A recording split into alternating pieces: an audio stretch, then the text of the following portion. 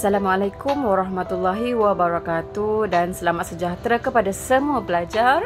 Baik, pada hari ini kita akan belajar geografi tingkatan 1 bab 6 iaitu bentuk muka bumi. Jadi apa yang akan pelajar dapat selepas sesi pembelajaran ini ialah yang pertama, pelajar akan dapat menyatakan 4 bentuk muka bumi di Malaysia. Okey. Kemudian yang kedua, pelajar boleh menentukan lokasi keempat-empat bentuk muka bumi tadi. Dan yang ketiga, pelajar boleh menghuraikan apakah kepentingan bentuk muka bumi. Okey. Jadi hari ini kita akan belajar tentang bentuk muka bumi di Malaysia. Kemudian kita akan belajar tentang lokasi pelbagai bentuk muka bumi di Malaysia dan kita akan melihat apakah kepentingan bentuk muka bumi di Malaysia.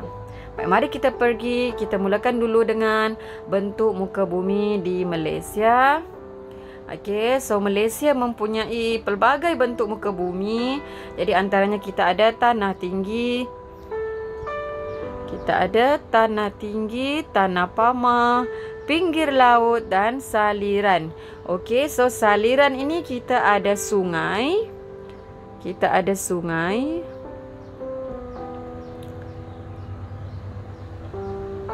Okey, dengan tasik. Dengan tasik. Ini saliran kita. Okey. Baik. Mari kita lihat dahulu tanah tinggi. Kita fokus dahulu kepada tanah tinggi. So, apa itu tanah tinggi? Tanah tinggi merujuk kepada kawasan yang mempunyai ketinggian melebihi 180 meter dari aras laut, merangkumi banjaran gunung dan juga dataran tinggi. Ini adalah tanah tinggi. Banjaran gunung di Malaysia terjadi akibat daripada proses lipatan. Okey. Banjaran Titiwangsa tinggi di bahagian utara dan semakin rendah ke selatan semenanjung Malaysia. Jadi ini banjaran Titiwangsa. Nanti kita lihat, cikgu bawa awak melihat di manakah kedudukan banjaran Titiwangsa dalam peta Malaysia. Kebanyakan banjaran terbentuk di bahagian tengah semenanjung Malaysia, pedalaman Sarawak dan di barat serta tengah negeri Sabah. Okey. Kawasan tanah tinggi mempunyai suhu yang rendah. Okey, kita tahu kawasan tinggi, semakin tinggi satu kawasan semakin rendah suhunya.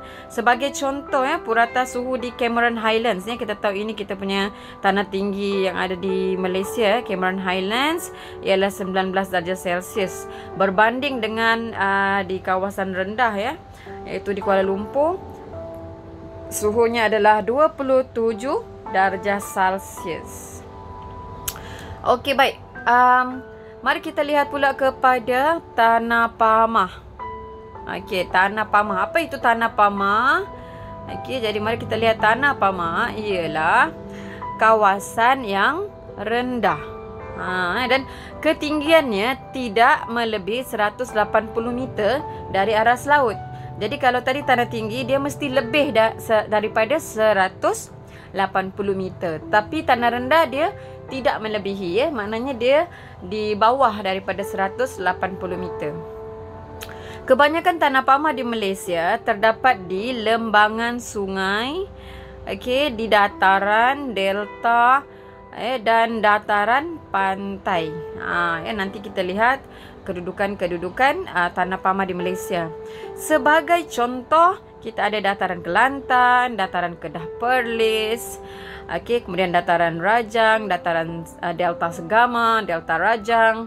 Nanti kita lihat di manakah kedudukan bentuk muka bumi ini. Seterusnya kita lihat pula pinggir laut. Pinggir laut. Apa ciri-ciri pinggir laut? Malaysia mempunyai pinggir laut yang panjang iaitu kira-kira 4,800 km kita punya pinggir laut. Dan dikelilingi Laut Cina Selatan dan Laut Sulu, Laut Sulawesi serta Selat Melaka. Ni pinggir pantai kita.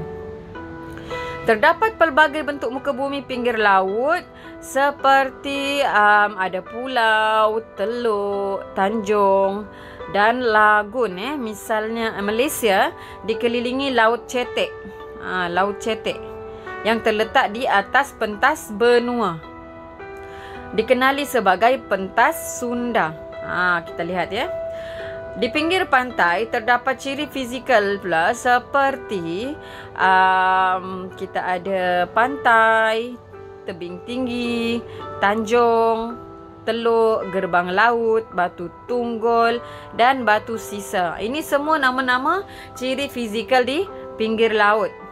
Jadi kita lihat apa tadi pentas benua. Ni dia. Ni keadaan pentas benua ni. Pentas benua ini ialah kawasan pinggir laut yang cetek dan kedalamannya sehingga 180 meter dari dasar laut.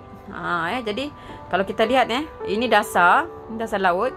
So kedalaman 180 meter ini adalah kawasan dipanggil sebagai pentas benua. Okey, kalau ditanya apa itu kawasan pentas benua, dia adalah kawasan pinggir laut yang cetek berkedalaman sehingga 180 meter. 180 meter je. Kalau lebih dalam lagi kita tak kira sebagai pentas benua. Sebab dia ni adalah yang cetek. Okey, seterusnya kita pergi kepada saliran. Okey. Apa itu saliran? Saliran di Malaysia merujuk kepada yang cikgu dah beritahu tadi, sungai dan tasik. Kebanyakan sungai berpunca dari kawasan tadahan hujan di tanah tinggi. Selain sungai, terdapat tasik semula jadi, iaitu dan juga tasik buatan manusia. Nanti kita lihat apa contoh tasik semula jadi dan ada contoh juga tasik buatan manusia di Malaysia. Okey, jadi itu dia keempat-empat bentuk muka bumi. Mari kita beralih kepada lokasinya. Lokasi. Jadi kita mulakan dengan lokasi di tanah tinggi. Tanah tinggi merujuk kepada kawasan tadi yang melebihi 180 meter dari aras laut kan. Okey. Dan dia terdiri daripada banjaran gunung serta dataran tinggi. Okey, mari kita lihat ya tanah tinggi di semenanjung Malaysia. Berpunca dari dataran tinggi Yunan. Ini punca dia. Okey, di pedalaman negara China yang merentasi Thailand dan menganjur dari utara ke selatan semenanjung Malaysia. Itu kalau kita lihat daripada punca akar umbinya tanah tinggi Tapi kita akan melihat tanah tinggi yang termasuk dalam peta Malaysia sahajalah Banjaran gunung di semenanjung Malaysia merupakan gunung lipat tua yang stabil. Banjaran Titiwangsa tadi kita kata tinggi di utara dan menganjur semakin rendah ke selatan. Banjaran Titiwangsa merupakan tulang belakang semenanjung Malaysia. Kenapa kita katakan Banjaran Titiwangsa sebagai tulang belakang semenanjung Malaysia? Kalau kita perhatikan ni dia Banjaran Titiwangsa.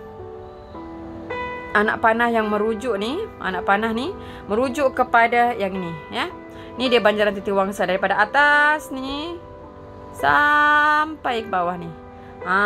Jadi bila dia terlalu panjang ni adalah banjaran terpanjang di Malaysia lah. Tanah tinggi yang terpanjang. Jadi dia dipanggil sebagai tulang belakang semenanjung Malaysia sebab dia daripada utara sampai daripada utara ni, utara semenanjung sampai ke selatan. Jadi dikatakan dia utara ni dia masih tinggi, tinggi, dan di selatan ni semakin rendah. Okey, semakin rendah. Okey. Jadi ini dia kedudukan-kedudukan tanah tinggi. Kalau kita lihat ada gunung tahan. Okey, ada gunung tahan di sini. Okey. Kalau yang simbol ni simbol segitiga ni, ini adalah gunung. Okey, kita ada gunung tahan. Kalau kita lihat gunung tahan, ketinggian dia ialah gunung tahan. Ketinggian dia ialah 2187 meter. Okey. Tinggi agak tinggi sedikit berbanding dengan Gunung Korbu. Ni Gunung Korbu Okey, Gunung Korbu 2182 meter. Awak boleh tengok di muka surat 61.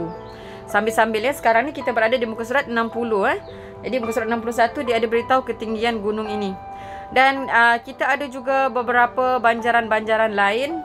Kalau kita perhatikan di sini ada juga banjaran B3. Kalau kita tengok muka surat 61, B3 ini adalah banjaran Benom. Okey, Benom. Yang B2 ni terletaknya Gunung Tahan. Jadi senang nak ingat. Terletaknya Gunung Tahan, kita ada ni yang panjang ni B2 ni adalah Banjaran Tahan lah. Banjaran Tahan. Senang nak ingat. Gunung Tahan di Banjaran Tahan. Kalau Gunung Korbu ni tadi B1. G1. G1 Gunung Korbu. So B1 B1 adalah Banjaran Titiwangsa ni B1 yang panjang ni tadi. Kemudian G1 Gunung Korbu. Okey. Right. So Gunung Korbu ni dia berada di Banjaran Titiwangsa Dan apa lagi yang ada kita boleh lihat di sini? Ini antara yang kita boleh fokuskan lah, contoh yang ada di Semenanjung Malaysia. Sebab sebenarnya ada banyak lagi yang lain, tapi kita takkan nak ingat semua sekali kan. Mungkin awak boleh tengok untuk pengetahuan, tetapi kalau awak nak ingat, ini adalah antara yang senang ataupun antara yang awak boleh ingatlah untuk awak jadikan sebagai mungkin contoh dalam awak menjawab soalan ya. So ingat, kita ada Gunung Tahan di Banjaran Tahan, Gunung Korbu di Banjaran Titiwangsa, dan kita ada B3 tadi Banjaran Benom. Okey. Ni Banjaran Benom. Okey. Dan kalau kita perhatikan pada petunjuk, cuba lihat di sini, yang merah ataupun orange dia melebihi 501 meter. Ni ketinggian dia. Dan untuk yang kuning, dia antara 201 hingga 500 meter. Rendah sikit. Dan yang hijau ni, dia agak rendah, 0 hingga 200. Maksudnya dia adalah kawasan tanah pamah lah. Maknanya di bawah 180 tu dia akan adalah tanah pamah. Okey. Okey, mari kita lihat di peta Sarawak dan Sabah. Okey, ni peta Sarawak dan Sabah. Apa yang kita boleh lihat di sini adalah adanya G4. G4 itu ialah, kalau kita perhatikan, dia adalah Gunung Terus Madi. Dia ada gunung dekat situ. Ketinggian dia 2642. Ni dia. Okey. Dan yang kita ada paling tinggi dekat Malaysia dan juga paling tinggi di Asia Tenggara ialah ini dia. Kita ada G3 ataupun Gunung Kinabalu dengan ketinggian 4095 meter. Okey. So siapa dah akan sampai ke Sabah, ambillah peluang untuk mendaki gunung paling tinggi di Malaysia iaitu Gunung Kinabalu. Ini yang awak boleh ingat di gunung yang awak boleh ingat di Sabah. Kemudian kita ada banjaran B6. Apa ini banjaran B6? Kalau kita perhatikan di sekat sini, Banjaran Bresi. Ni di Sabah fokus pada Sabah. Kemudian ada B5. Apa itu B5? Banjaran Terus Madi. So Banjaran Terus Madi, kita ada Gunung Terus Madi dekat situ. Jadi boleh ingat, ada Banjaran Terus Madi, ada Gunung Terus Madi. Kemudian yang Gunung Kinabalu tadi, dia berada di Banjaran 4. Apa itu Banjaran 4? Banjaran Croker. Banjaran Croker ni, kita tahu banjaran ni dia panjang Banjaran ni dia tanah tinggi yang sangat panjang, agak panjang. Tapi dalam banjaran tu dia akan ada puncak yang tinggi Jadi puncak yang tertinggi di Banjaran Croker adalah Gunung Kinabalu. So macam Banjaran Terus Madi, puncak yang tertinggi adalah Gunung Terus Madi. Okey. Mari kita lihat di Sarawak pula. Kalau di Sarawak ni kita ada G5. G5, apa itu G5? Gunung Api Taman Negara Mulu, ataupun dekat sini dia ada dipanggil sebagai Gunung Mulu. Dengan ketinggian 2376 meter. Dia berada pada Banjaran 7. Apa itu Banjaran 7? Kita adalah Banjaran Tama Abu. Banjaran Tama Abu. Kemudian ada banjaran lain ada B10, iaitu Banjaran Kapuas Hulu. Kemudian ada B9, naik sikit, kita ada Banjaran Hose. Kemudian B8 di bahagian timur Sarawak. Ini adalah Banjaran ataupun dipanggil Pergunungan Iran. Dia bukan negara Iran. Nama dia ialah Pergunungan Iran yang terdapat di Sarawak. Ni antara yang kita boleh fokuskan lah tentang tanah tinggi di Semenanjung dan di Sabah Sarawak.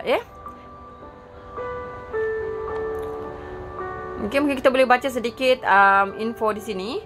Kawasan tanah tinggi terletak di pedalaman di pedalaman Sarawak dan Sabah. Terdapat beberapa banjaran gunung di Sarawak dan Sabah. Ini tadi yang kita dah bincang, Banjaran Kroke, Banjaran Terusmadi dan Banjaran Beresi di Sabah. Gunung Kinabalu yang terletak di Banjaran Kroke. Di Sarawak terdapat Banjaran Tamak Abu, Pergunungan Iran dan Pergunungan Hose serta Banjaran Kapuas Hulu. Kita dah lihat kedudukannya. Mari kita pergi kepada Tanah Pamah pula. Tanah Pamah. Kita dah tahu tadi dia kurang daripada 180 meter dari aras laut dan terdiri daripada delta, dataran pantai dan juga lembangan sungai. So Tanah Pamah di Malaysia, di Semenanjung Malaysia, terletak di bahagian pantai barat. Pantai barat tu kat mana? Ni kawasan pantai barat. Ni kawasan pantai barat. Ini pantai barat. Ini kawasan pantai barat. Yang di sebelah sini pula kawasan pantai timur. So kalau kita belajar arah kan, sini timur, sini barat. Sini utara, sini selatan. So area ini adalah kawasan pantai barat dan kawasan sini adalah pantai timur. Cikgu harap awak faham ni, cikgu conteng ni. Mari kita lihat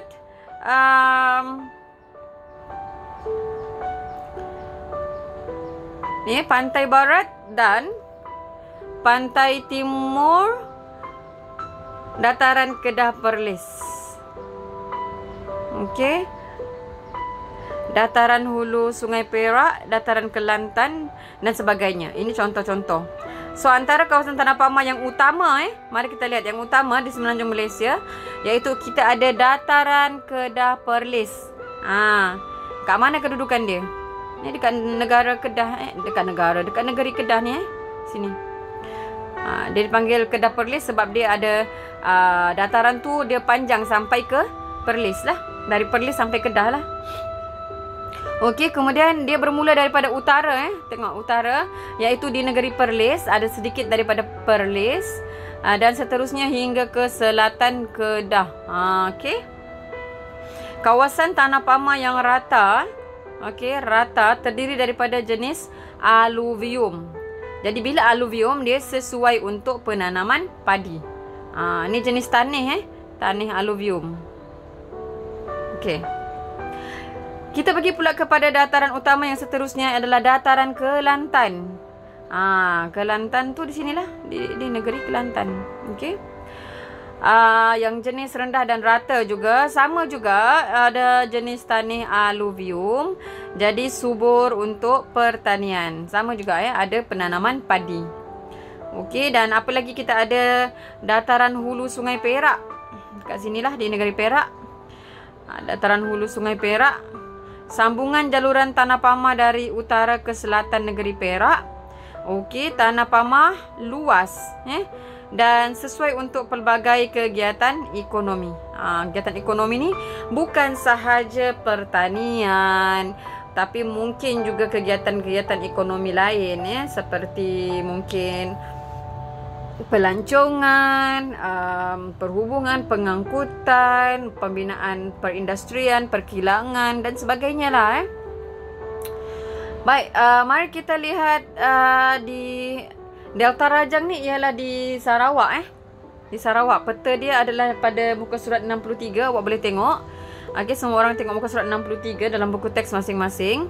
Jadi kita lihat ada Delta Rajang. Nanti kita lihat anak panah dia merujuk ke mana. Kalau awak buka buku teks sendiri, awak nampak kat mana dia merujuk. Delta Rajang ni dia kawasan dataran yang luas dan subur. Dataran ni ialah tanah pamah lah kan. Dan dia membentuk lembangan yang luas di pantai barat Sarawak. Di sebelah barat Sarawak. Kegiatan pertanian menjadi kegiatan utama dan tanah yang subur akibat mendapan daripada kejadian banjir. Jadi kejadian banjir ni sebenarnya ada satu yang baik untuk apa? Mendapatkan tanah yang subur lah. Okey, mari kita lihat kedudukannya. Kalau kita lihat anak panah dataran Rajang tadi, Delta Rajang tadi di sini. Delta Rajang. Okey. So ini Sarawak Ini negeri Sarawak. Jadi kedudukan dia di sebelah, kalau kita ada arah mata angin di sebelah barat lah. Barat, ni timur. Okey, kemudian di Sarawak juga kita ada pantai barat. Okey, dataran pantai barat Sarawak pun sama jugalah di kawasan barat. Okey. Dia adalah dataran yang luas dan terdiri daripada tanah yang subur untuk kegiatan pertanian seperti lada hitam, padi dan nanas. Sangat sesuai sebagai pusat pertempatan dan pentadbiran. Kalau kita tahu tanah pamah ni ataupun tanah yang rendah ni senang untuk kita membina rumah, membina bangunan. Okey. Next kita pergi tengok kat Sabah pula. Di Sabah. Okey, di Sabah ada anak panah ditunjuk di sini. Ni kawasan apa dia? Ini adalah dataran pantai timur Sabah. Jadi kalau kita perasan di Sarawak tadi kita ada pantai barat. Tanah pamahnya banyak di pantai barat. Tapi kalau di Sarawak ni kita lihat di pantai timur ada. Dan di kawasan pantai timur ni dia adalah lebih luas berbanding di pantai barat. Jadi kalau kita perhatikan petunjuk ni kawasan tanah pamah warna hijau. Kalau awak lihat di bahagian di peta Sabah ni Sabah ni peta Sabah. Kalau awak perasan yang warna hijau kebanyakannya ada di pantai timur. Ini kawasan pantai timur Sabah. Ini kawasan pantai barat. Jadi kalau awak lihat warna hijau ni banyaknya di pantai timur. Maksudnya lebih luas. Di pantai barat ada juga, tapi dia tidaklah seluas kawasan tanah pamah di pantai timur. Jadi kalau kita lihat dan kawasan tanah pamah juga lebih lebar. Terdapat banyak kawasan berpaya sesuai untuk kegiatan pertanian seperti penanaman kelapa sawit, getah dan koko. Ini di pantai timur. Okey, di pantai barat Sarawak, dataran pantai barat Sarawak. Senang nak ingat nama-nama dataran dia. Kalau pantai timur, dataran pantai timur. Kalau di pantai barat, dataran pantai barat. Macam tu saja. Dia tak ada nama-nama khas. Okey. Yang orang kata yang susah kita nak ingat. Jadi dia senang je. Tanah pamah yang agak sempit. Sempit dan terputus-putus. Okey, kalau perasan ni sempit ni maksudnya nampak tak tanah pamah dia ni sikit je, kecil-kecil dan putus-putus. Sini tanah pamah putus, lepas tu sini pula tanah pamah putus, sini pula tanah pamah. Tu maksud dia. Kemudian terbentuk di kaki banjaran Croker. Kaki banjaran Croker. Tadi kita tahu tadi banjaran Croker ada di area sini. Okey, jadi ini adalah tanah pamah di kaki banjaran Croker. Sesuai untuk kegiatan perindustrian seperti di likas dan kepayan. Ini banyak digunakan untuk perindustrian sebab pantai barat kita tahu dia adalah kawasan di mana terdapatnya ibu negeri iaitu Kota Kinabalu. Jadi kawasan ini adalah kawasan bandar bukan seperti kawasan di pantai timur Sabah. Dia lebih kepada kawasan pertanian penanaman. Okey, so mari kita lihat pula kepada pinggir laut. Buku teks kita ni dia sebenarnya dia ada grafik yang mencantumkan muka surat Macam ni muka surat 64 dan 65 awak mesti buka sama kalau ada connection. Jadi cikgu tak boleh buka dalam ni. Awak boleh buka awak punya buku teks, tengok muka surat 64 dan 65. Barulah tidak terputus ni macam gambar yang cikgu dapat ni. Okey, jadi kita lihat dulu sikit. Malaysia mempunyai kawasan pinggir laut yang panjang. Okey, pinggir laut yang panjang. Kedalaman di pesisiran pantai Malaysia agak cetek tadi kita tahu, iaitu kurang daripada 180 meter. Jadi kita kategorikan dia sebagai apa? Pentas benua. Okey. Jadi semua negeri di Malaysia mempunyai kawasan pinggir laut, ya, semua negeri di Malaysia mempunyai kawasan pinggir laut kecuali wilayah Persekutuan Kuala Lumpur dan Putrajaya. Sebab tu kita yang duduk KL dan Putrajaya kalau nak cari pinggir laut kita pergi negeri lain. Sebab di tempat kita tak ada. Okey. Secara keseluruhannya Malaysia mempunyai kawasan pantai yang panjang ni kira-kira 4,800 km. Selain itu, kawasan pinggir laut di Malaysia mempunyai pelbagai bentuk muka bumi. Maknanya dalam bentuk muka bumi pinggir laut ini pun ada lagi ciri fizikal ataupun bentuk muka bumi yang lain, anak-anak dia iaitu tadi kita sebut pulau, teluk, tanjung, okey, dan lain-lain. Kita akan ceklah satu-satu sebentar lagi. Okey. So kemarin kita fokus kepada yang pertama iaitu tebing tinggi. Tebing tinggi terbentuk akibat hakisan ombak. Hakisan ombak semasa air pasang. Okey. Okey, bila berlaku hakisan ombak maka akan kelihatan tebing tinggi. Tebing tinggi ni dia apa, kawasan yang agak curam. Okey, curam. Alright. Baik, nanti kita akan lihat kalau kita boleh lihat di sini Okey, tebing tinggi yang ni. Jadi bila air pasang dia akan ombak tu akan hentam kat sini. Jadi benda di kawasan ni akan terhakis ni, kawasan daripada sini. Kawasan ni. So bila dia terhakis dia akan membentuk kawasan yang tinggi macam ni. Ni batu yang keras tau. So dia akan jadi tebing tinggi lah. Okey. Kalau air pasang lah, kalau air surut air tak sampai untuk menghakis kawasan tu. Kemudian kita pergi lihat kepada gua pula. Okey, gua merupakan kesan lekukan yang terbentuk akibat tindakan ombak. Ni semua kebanyakannya tindakan ombak terhadap tebing tinggi. Jadi, cuba tengok kawasan tebing tinggi ni dia dihakis berterusan semasa proses semasa air pasang. Lama-lama dia akan melekuk dan menganjur ke dalam. Jadi atas ni dia akan membentuk macam kawasan bumbung. Ini yang dipanggil sebagai gua. Okey, gua. Jadi selepas penghakisan menjadi tebing tinggi, hakisan ombak yang berterusan akan menyebabkan terbentuknya gua. Okey. Jadi sebenarnya kalau ada gua di tepi pantai, di pinggir pantai yang awak lihat, itu adalah proses berpuluh-puluh, beratus-ratus tahun dahulu. Yang asalnya mungkin bukan begitu. Tetapi lama kelamaan dia telah terbentuk lah. Yang kita lihat benda yang dah berlaku bertahun-tahun lah, beratus tahun. Kemudian ada juga yang dipanggil sebagai gerbang laut. Bagaimana gerbang laut terbentuk? Gerbang laut ni cuba tengok ni. Dia di kawasan macam dia macam ni. Kawasan macam ni. Gerbang maknanya macam bot kecil kan boleh lalu kat bawah ni. Dia jadi gerbang. Batu dekat atas tapi bawah dia berlubang, boleh tembus ke sebelah. Dia sebenarnya adalah hakisan ombak juga. Semua adalah disebabkan hakisan ombak yang berterusan sehingga menembusi dinding gua laut. Jadi sebenarnya ini semua ada connection. Contoh asal tebing tinggi mendapat hakisan. Hakisan yang berterusan membentuk gua. Hakisan yang berterusan lama kelamaan akan menyebabkan dia terpotong. Kalau kawasan itu dia nipis saja, batu tu nipis, dan dia akan menyebabkan dia tembus ke sebelah, menembusi dinding dan dia berlubang. Jadilah dia gerbang laut. Contohnya terdapat di Batu Sapi, Sandakan Sabah. Ada gerbang laut. Jadi bukannya kita pergi pinggir pantai kita akan jumpa semua ni tau.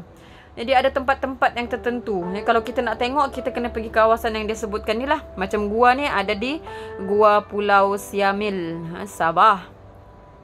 Mungkin ada juga gua-gua di semenanjung Malaysia yang kita boleh lihat di pinggir pantai, tapi agak jarang ya. Mungkin kita boleh dapatkan khidmat pakar yang boleh bawa kita tengok kawasan-kawasan ni.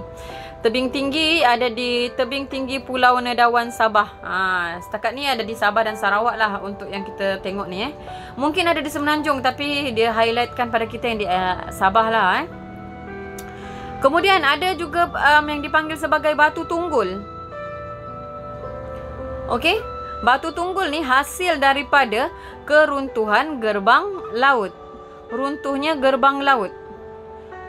Jadi tadi daripada gerbang laut, hasil daripada tindakan ombak yang berterusan, dia akan menjadi batu tunggul. Tu sebenarnya dia adalah proses, dia adalah proses. Tapi bukan proses yang sekejap Dia adalah satu proses yang agak lama. Alright. Ni ada sedikit benda yang awak perlu fikirkan dekat sini. Keadaan pesisir pantai negara kita semakin terhakis akibat hakisan ombak. Berikan cadangan yang kreatif untuk mengurangkan fenomena tersebut. Fenomena itu ialah fenomena hakisan. Jadi awak boleh fikirkan bagaimana kita mengatasi masalah hakisan. Kemudian kita ada tanjung. Ni dia tanjung. Okey, bagaimana pula tanjung terbentuk? Tanjung terbentuk akibat hakisan ombak. Jadi kalau di pinggir pantai ni kebanyakannya ialah hasil daripada hakisan. Jadi ini terhadap batuan lembut. Jadi bila dah dihakis batuan lembut, batuan keras yang kekal akan menganjur dan membentuk tanjung. Ni dia tanjung. Okey. Ni kawasan batu keras ni, batu keras. Kalau dia lembut dia dah kena hakis dah, tapi sebab dia keras, so dia tak terhakis. Jadilah dia tanjung. Okey. Sebagai contoh yang ada di Malaysia, Tanjung Datu di Sarawak. Kita ada Tanjung Bungah di Pulau Pinang dan juga Tanjung Piai di Johor. Ada 3 contoh. Boleh ingatlah mana-mana untuk awak jadikan sebagai contoh dalam penulisan esei. Okey. Next, kita ada teluk. Teluk. Teluk pula ialah akibat hakisan ombak terhadap batuan lembut di pinggir pantai. Jadi sebagai contoh, kita ada di Malaysia, kita ada Teluk Batik, Perak, Teluk Kemang, Negeri Sembilan, Teluk Darvel di Sabah, Teluk Cempedak di Pahang. Jadi teluk ni, nampak ni ni kawasan lembut. So bila dia hakis, dia jadi macam ni. Hakis, laut akan ni. Mungkin sebelum ni dia berada di sini. Kawasan ini mungkin sebelum tu dia di sini, tapi sebabkan ombak hakis, dia termasuk ke dalam ni. So air laut tu semakin ke sini. Okey. Ni ada di Teluk Cempedak, Pahang, contoh Okey. Seterusnya adalah pulau. Okey, pulau ialah dataran yang dikelilingi oleh laut. Kita tahu pulau ni dia dikelilingi oleh laut. Contohnya Pulau Langkawi, Pulau Redang, Pulau Sipadan dan Pulau Tatagan di Semporna. Okey, jadi kita boleh lihat di Rajah 6.1 dia susun ni, bersusun. Ni nampak ni area Tanjung. Ni Tanjung.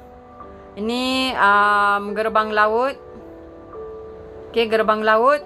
Bila dia runtuh, dia jadi batu tunggul. Bila dia asyik kena hakis, lama-lama dia jadi batu sisa. Boleh nampak perbezaan dia. Batu sisa ni, kalau air dalam ataupun air pasang, dia akan tak nampak. So, kalau surut, baru dia nampak. Okey, ini pula adalah pulau. Pulau ni nampak tak? Dia masih lagi dikelilingi oleh air. Okey, ataupun air laut. Yang ni tadi, kita dah lihat tadi, ni teluk. Ni teluk kawasan ni. Mungkin dia sebelum ni sampai sini benda ni. Tapi sebabkan dia kena hakis, maka air masuk dalam ni. Dia adalah batu yang lembut dan terhakis. Okey. Baik, itu untuk pinggir laut. Mari kita lihat saliran. Okey, saliran. Saliran di Malaysia merujuk kepada sungai dan tasik. Jadi pada umumnya, sungai-sungai di Malaysia adalah pendek, beraliran deras, berliku-liku. Selain itu, terdapat beberapa tasik semula jadi dan juga tasik buatan manusia. Jadi kita ada dekat sini tasik Kenyir. Okey, kemudian kita ada tasik Kenyir ni adalah tasik buatan manusia. Okey, ini adalah buatan manusia. Okey. Okey. Manakala ini tasik Chini dan juga tasik Bera adalah tasik semula jadi di semenanjung Malaysia. Okey. Mari kita teruskan. Kalau di Sabah Sarawak pula, kita ada Sungai Kinabatangan. S9 ni, Sungai Kinabatangan. Okey. Yang ini yang paling panjang di Sabah dan di Sarawak yang paling panjang ialah ni, Sungai Rajang. Jadi kita fokus pada sungai kita yang paling panjang lah. Dan dekat sini juga ada Sungai Baram di Sarawak. Dan di Sarawak kita ada fokus kepada 4 sungai Sungai Baram, S10, S11 Sungai Rajang dan juga S12 kita ada Sungai Batang Lupar. Awak boleh lihat kepada petunjuk di atas ni. Di Sabah kita fokus pada 3. Kita ada Sungai S7 juga iaitu Sungai Sugut dan S8 kita ada Sungai Padas. Yang ini semua di semenanjung Malaysia. Awak boleh rujuk di muka surat 66. 66 untuk kita lihat kan macam ni. S1 S1 ni kita tadi Sungai Muda di Kedah. Kemudian S3 ini senang nak ingat, Sungai Kelantan di Kelantan. Okey. S2 ni dia Sungai Perak di Perak lah. S4 Sungai Bernam. Okey. Kemudian kita ada S5. Okey tadi.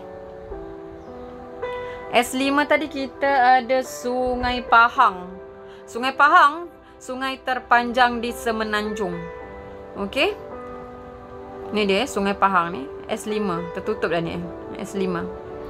Dan S6 kita ada Sungai Endau. Dia sempadan ni, sempadan Pahang Johor, Sungai Endau. Okey.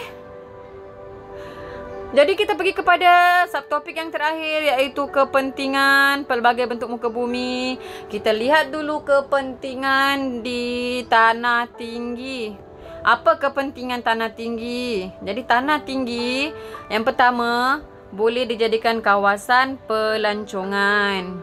Okey, kerana mempunyai apa? Pemandangan yang menarik. Itu satu. Kemudian suhu yang nyaman. Dan jadi dia sesuai untuk pelancongan. Ada dua faktor dia. Pemandangan menarik, suhu yang nyaman. Ini yang awak boleh masukkan. So berilah satu contoh. Mungkin awak nak pilih Bukit Bendera. Kalau cikgu orang Sabah, cikgu pilihlah Gunung Kinabalu.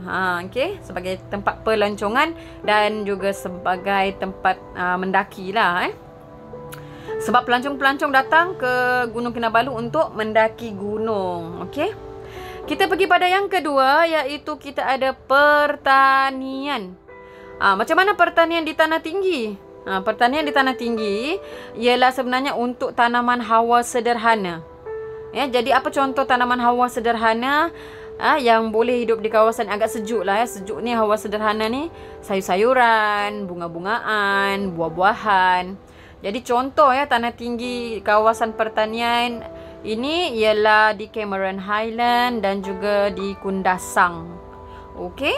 Ada strawberry. Dia tak tumbuh dekat kawasan bawah yang panas ni. Dia tumbuh di kawasan yang berhawa sederhana. Okey. Kemudian yang ketiga kita ada jana kuasa hidroelektrik. Bagaimana kawasan tanah tinggi menjadi kawasan jana kuasa hidroelektrik pula? Ya, kerana kawasan tanah tinggi ini dia menerima hujan yang banyak. Jadi sesuai untuk penjanaan hidroelektrik. Sebab apa? Kawasan tanah tinggi ini adalah kawasan aliran sungai yang deras. Jadi syarat untuk dijadikan kawasan empangan hidroelektrik ialah dia mesti beraliran deras. Jadi antara contoh ada banyak empangan Jadi awak boleh tengok contoh. Ada banyak ni, awak pilih lah mana nak ingat. Senang nak ingat. Mungkin awak boleh pilih empangan Kenyir di Terengganu dan empangan Temenggor di Perak. Okey. Mana lagi? Macam di Sarawak kita ada empangan Bakun. Di Sabah kita ada empangan Tenompangi. Ada seluruh di Semenanjung. Sama ada di Semenanjung Malaysia, Sabah, Sarawak kita ada jana kuasa hidroelektrik.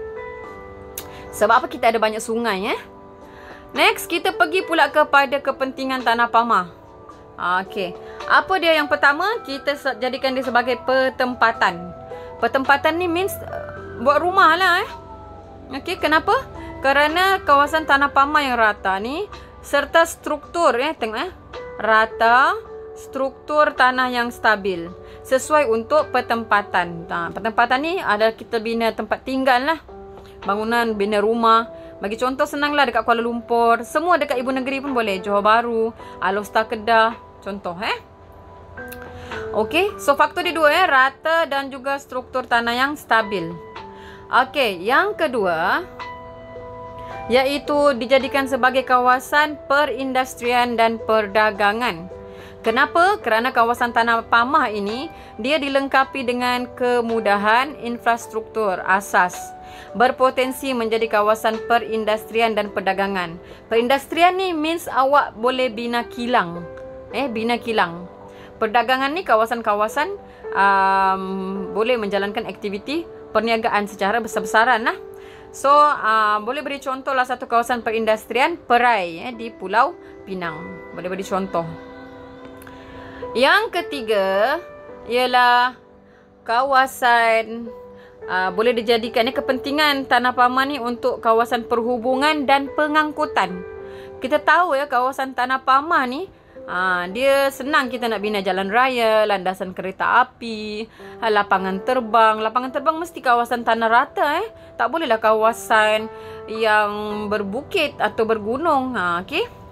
Jadi boleh bagi contoh, kita boleh bagi contoh Lebuh Raya Utara Selatan dan bagi contoh juga lapangan terbang KLIA. Boleh Kepentingan yang keempat untuk tanah pamah ialah sebagai kawasan pertanian.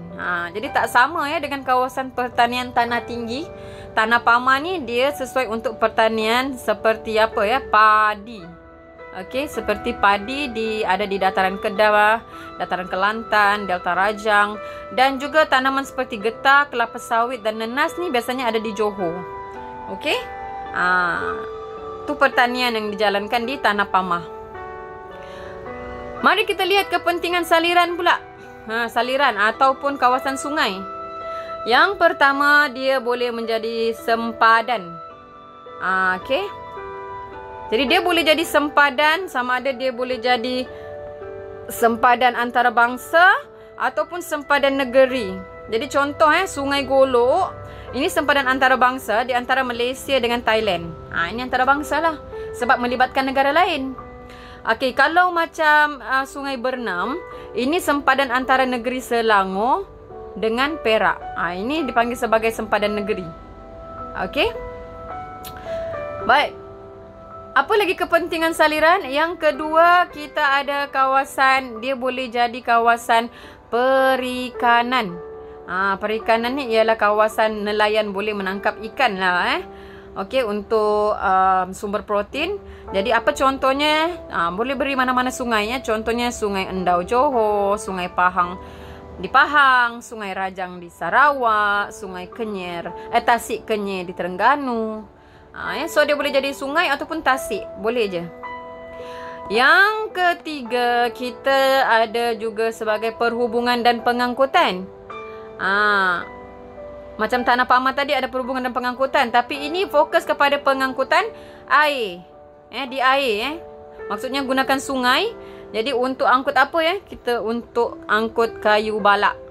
Contohnya Sungai Kinabatangan untuk angkut kayu balak. Sungai Rajang di Sarawak ni boleh mengangkut penumpang, barangan jualan, dagangan ya. Sama juga di Sungai Baram mungkin boleh dijadikan kawasan bukan sahaja kayu balak tapi juga mengangkut penumpang ya. Next, yang ketiga kita ada yang keempat. Kepentingan sungai yang keempat ialah pengairan dan penjanaan hidroelektrik. Ya, maknanya dia boleh berkongsi kepentingan hidroelektrik ni dia boleh berkongsi dengan tanah tinggi tadi. Ya, sebab apa kita tahu sungai ni dia ada berpunca daripada tanah tinggi. Ya, jadi boleh beri juga sama, boleh pilih mana-mana empangan yang awak senang nak ingat. Okey. Baik, yang akhir sekali ialah kepentingan pinggir laut. Okey, kita ada perikanan yang pertama. Semestinya lah pinggir laut kita boleh jalankan kegiatan perikanan. Macam tadi untuk sungai mungkin perikanan air tawar lah ya, di sungai. Kalau laut ni perikanan laut lah, sama ada pinggir laut ataupun laut dalam. Okey, ini adalah contoh perikanan di Sabah. Okey, jadi boleh bagi contoh di Kuala Selangor, Kuala Muda dan juga Sandakan. Kawasan yang ada laut lah pinggir laut. Yang kedua, boleh dijadikan kawasan pelancongan. Okey. Macam mana? Contohnya pinggir laut dia mempunyai pelbagai ciri fizikal. Yang tadi kita sebut tanjung, teluk, apa bagai kan? Pelbagai ciri fizikal yang menggalakkan kegiatan pelancongan. Contohnya tadi macam pulau. Pulau ni kawasan dia cantik. Ya, air dia biru. Jadi ni sesuai untuk pelancongan. Datang bersantai di tepi pantai. Perhatikan ni. Air dia biru, kawasan dia cantik, pasir putih. Okey, yang ketiga, boleh dijadikan kawasan perlombongan. Okey, juga kawasan pinggir pantai ni dia kaya dengan sumber mineral. Okey, kaya dengan sumber mineral seperti petroleum dan gas asli. Okey, jadi boleh bagi contoh di pesisir pantai Terengganu, Sarawak dan Sabah. Ni pesisir minyak di Terengganu. Yang keempat, yang terakhir, kita boleh jadikan dia kepentingan pinggir pantai adalah sebagai pelabuhan. Okey, sebab apa? Kawasan ini dia kawasan berteluk, terlindung daripada tiupan angin kencang. Jadi boleh jadi tapak pelabuhan. Kalau ada banyak angin kencang menyebabkan ombak, tak boleh nak berlabuh lah. Tak boleh berlabuh dengan tenang. So, ini kawasan yang terlindung dan boleh dijadikan kawasan pelabuhan. Boleh beri contoh, kita ada pelabuhan Kelang di Selangor dan pelabuhan Pasir Gudang di Johor. Okey. Baik, itu dia kepentingan 4 bentuk muka bumi tadi. So, ini adalah rumusan kepada apa yang kita belajar pada hari ini. Okey, iaitu kita ada 4 bentuk muka bumi. Okey, kita lihat yang pertama tanah tinggi. Okey, dan ada kepentingan yang diberi di sini. Yang kedua kita ada tanah pamah. Ini kepentingan dia. Kemudian kita ada saliran. Okey, ini kepentingan dia. Dan kita ada yang keempat adalah pinggir laut. Okey, ini kepentingan dia. So, kita belajar hari ini 4 bentuk muka bumi. Kemudian apa ciri-cirinya dan di mana lokasinya. Ya, kemudian kita juga belajar tentang kepentingannya. Okey, kepentingan ni biasanya dia boleh meningkatkan ekonomi negara kita lah, sebab kegiatan yang boleh dijalankan kepentingan ini boleh menyebabkan kita menjalankan kegiatan ekonomi, boleh menjana pendapatan penduduk dan juga seterusnya menjana pendapatan kepada negara. Okey, baik. Itu sahaja perbincangan kita ataupun pembelajaran kita tentang bab 6 hari ini, iaitu bentuk muka bumi. Jadi nanti kita akan bincangkan soalan-soalan yang biasanya dikeluarkan dalam peperiksaan ataupun latihan-latihan berkaitan dengan bentuk muka bumi. Jadi cikgu harap semua pelajar akan dapat menyiapkan nota dengan lengkap dan menjawab semua soalan-soalan dalam modul dengan mudah selepas menonton sesi pengajaran dan pembelajaran ini. Okey, itu sahaja daripada cikgu. Kita berjumpa lagi nanti. Sekian, terima kasih.